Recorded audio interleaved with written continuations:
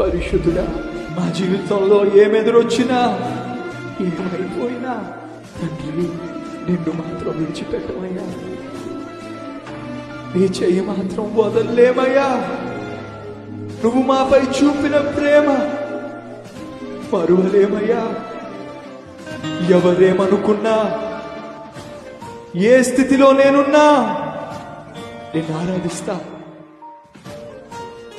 నిన్నే కీర్తిస్తా. నిరాశలో ఉన్నా, ఆశలో, ఆనందంలో, దుఃఖంలో నిన్నే కీర్తిస్తానయ్యా. నా సర్వస్వం నీవేగా. నాకున్నది, మాకున్నది నీవేగా. నీవుంటే చాలయ్యా.